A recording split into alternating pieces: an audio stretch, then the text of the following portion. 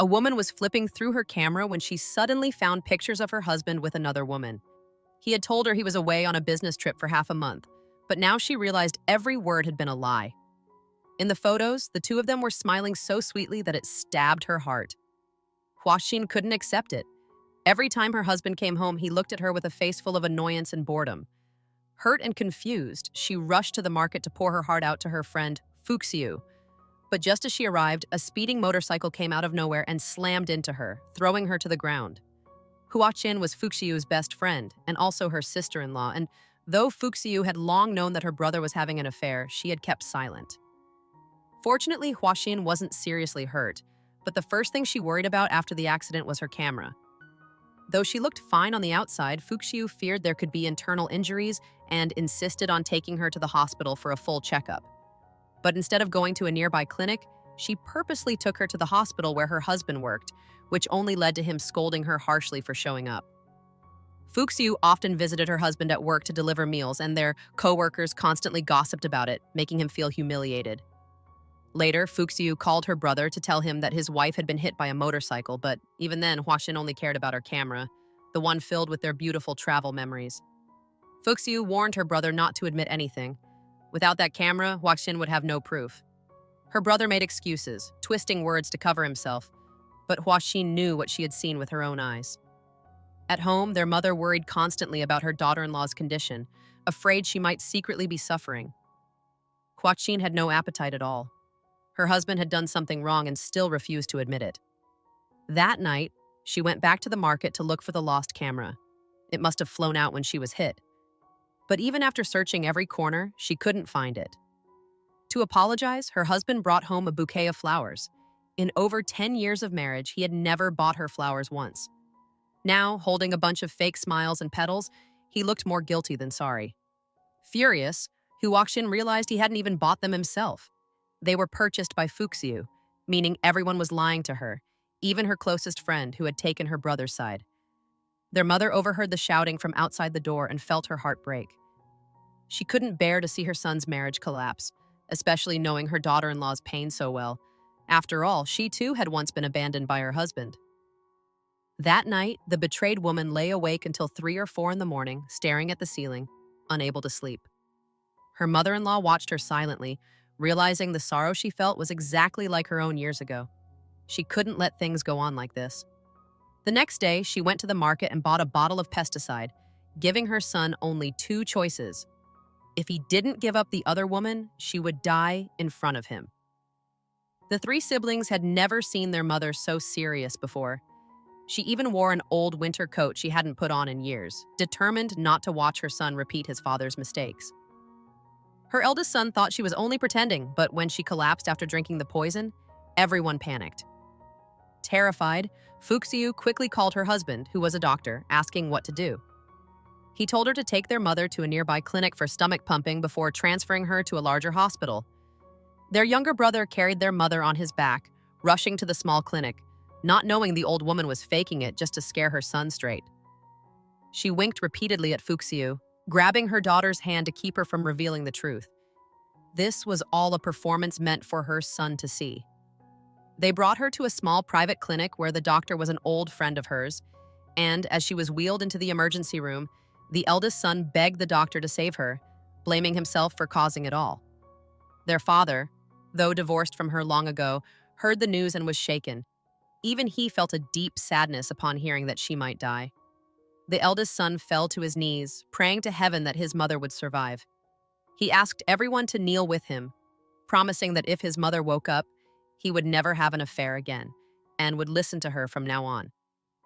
Hearing those words, Fuxiu finally felt a sense of peace in her heart, because she alone knew the truth, that their mother was pretending. The doctor came out and announced that after the stomach pumping, the patient was now out of danger and needed rest, allowing only her daughter to visit. When Fuxiu went in, even she was startled by how convincing her mother's act was. The old woman's doctor friend had helped her make everything look real. Otherwise, at a big hospital, the truth might have been exposed. Seeing her children crying so hard that the mother almost laughed. It had been a desperate but clever trick to save her son's marriage. Meanwhile, the next morning, the husband went to work only to find his mistress waiting at the door, Though he had promised his mother to end the affair and hadn't contacted the woman for a week, he couldn't bring himself to let go. Just a few days ago, his mother's attempt at suicide had forced him to promise to fix his marriage, and he didn't want to see his family fall apart. After reconciling with his wife, he wanted to live properly again. The very thing his mother had hoped for, but the mistress refused to give up. She waited all afternoon and evening without seeing him once. When Fuxiu and her co-workers left work, they saw her still standing outside. The man slipped out the back door, unable to face her, while at night his phone kept buzzing with her desperate messages. The guilt and chaos tortured him until he couldn't sleep, so he resorted to splashing himself with cold water, trying to numb the pain and kill the urge to reply. As long as he didn't reach out, he believed the affair would die naturally. At home, Huaxin could hear strange cries outside, like ghosts wailing in the night. Back in the story, Fuxiu's husband was under constant pressure at the hospital, hearing daily gossip about colleagues getting married, whose brides came with hospitals and luxury cars as dowry. He couldn't even bring himself to step into a wedding hall anymore. Even those less capable than him seemed to have better luck. While his own wife had married into hardship too early, carrying more weight than anyone should, Yushi lived her married life like this, dull, heavy, and full of sighs, until one gloomy afternoon when her old friend Rome called. They had promised before to go on a short trip together, and now that both were free, they decided to make it happen. That same evening, her father-in-law came home drunk after attending a wedding and immediately began scolding his daughter-in-law, muttering bitterly that men far less capable than his son had married women who were given hospitals as dowries, while his own brilliant son had married a fish seller who spent her days chopping off fish heads and tails. Fuxiu had long been used to his nagging, yet the words still pierced her heart. When the granddaughters came to greet their grandfather, the sunlight filtering in seemed too dim, and the old man sneered, saying she should have borne a son instead. Fuxiu knew he never liked children and returned home full of resentment. She complained to her husband, but he, tired from work, grew impatient and snapped at her. "You think I'm happy either? Men worse than me are bouncing around the hospital with pride while I'm stuck here." He had long forgotten that he finished his education thanks to her sacrifices, that even this house was bought with the money she earned selling fish, but he never showed gratitude, only growing weary of their ordinary life. One day, he found out that his wife had gone traveling, claiming she went with friends for 2 days, but he realized she had grown close to another man. This marriage was built on too many lies and secrets. He had worked himself nearly to death to earn money to send his wife and child abroad to study, yet this was what he got in return. Meanwhile, Rome went to the seaside to meet her first love, and together they spent an unforgettable night under the stars, where all her troubles and sadness seemed to fade. Late at night, both of them received calls from home. Fuxiu had always trusted her husband, but lately she began to feel something was off. When her husband came to the hospital for a checkup, she never expected that the doctor treating her would be such a man. The doctor didn't realize she was Rome's husband, and right in front of her, he received a call from Rome. The sweet, intimate words between them made Fuxiu furious. Yet when she returned home, her husband greeted her with a smile and made her breakfast as though nothing had happened. He cherished her deeply, but Rome never gave him kindness. Their child, now back from studying abroad, was being bullied by classmates. Though his grades overseas had never been good, the mother still believed studying abroad was the only path to success. Back when they had money, it hadn't mattered where he studied, but now that the company had gone bankrupt, they could no longer afford the expensive tuition, and fights between husband and wife became constant. The child, unable to endure the tension, began to break down. Rome regretted her choices. She had married the owner of a construction company, thinking she'd live comfortably, but there was no real love between them. Yet Getty was equally dissatisfied. His colleagues, even those less talented, now owned hospitals, while he, a doctor married to a fish seller, had become a laughingstock in the hospital. He had planned to end the affair, but the mistress refused to let go. Over the past year, she had poured her emotions into it. Desperate, she went to the riverbank, threatening to end her life, saying she would stake her very existence on this love. As she extended her foot to jump, he came running to stop her, but both slipped and fell into the water. Moments ago, she was ready to die. Now she clung to him in terror, unable to swim. At home, Huaxin had prepared soup, waiting for her husband to return. Since the incident where her mother-in-law drank poison to force Yuan Xu to end his affair, both women had thought life would finally be peaceful. But instead, the couple grew closer, meeting secretly in a love motel. When Huaxin called, the mistress picked up, coldly telling her the truth and even giving her the motel address without shame. Huaxin was left speechless, humiliated. The narrator's cheerful voice suddenly interrupted. The couple had lived together for 10 years, but to Yuan Xu now, she had become the person he hated most.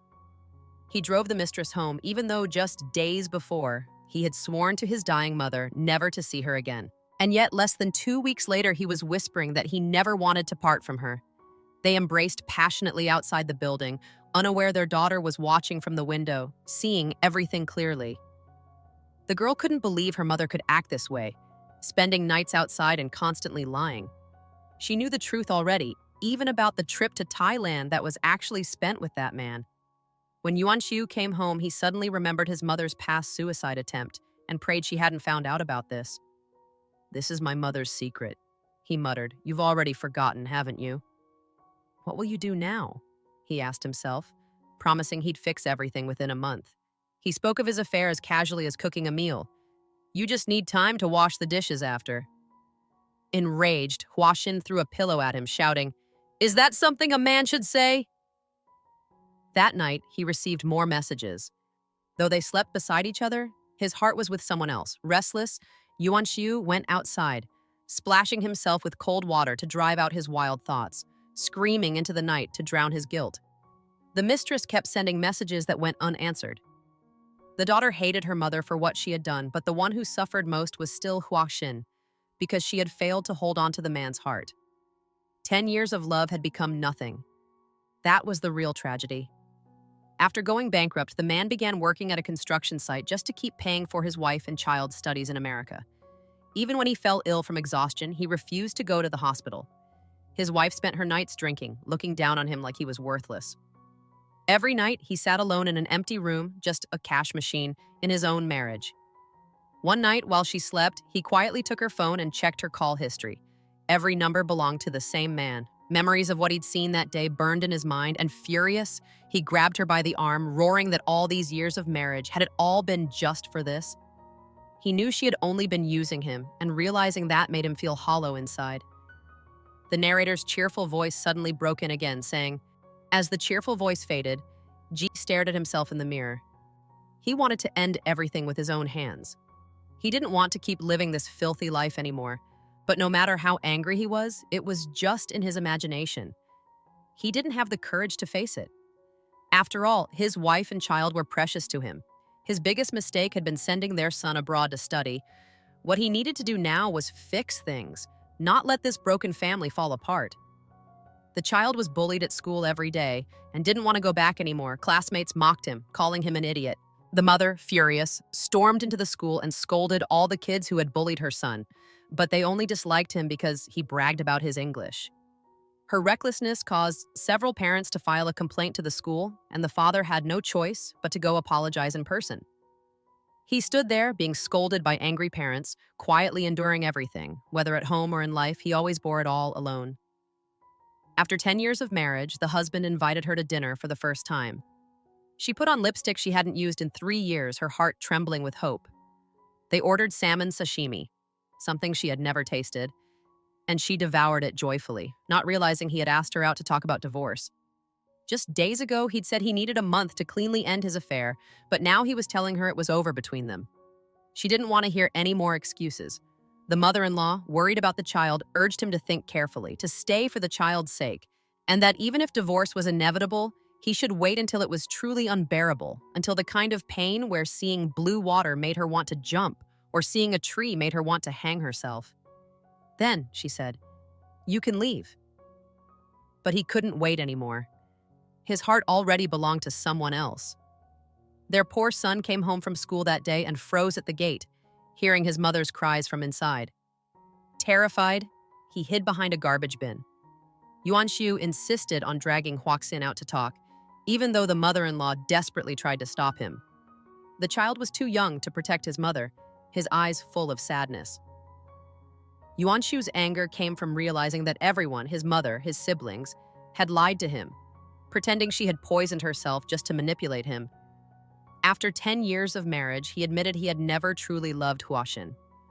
When she got pregnant, he had no choice but to marry her, and for the child's sake, he endured until now. But now he wanted happiness for himself.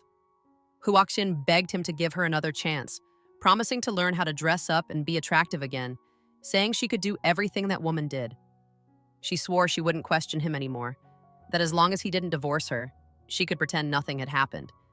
But Yuanzhu stayed cold and cruel, telling her he had never loved her, not once, and that every time he came home he felt only disgust, even uncomfortable sleeping beside her.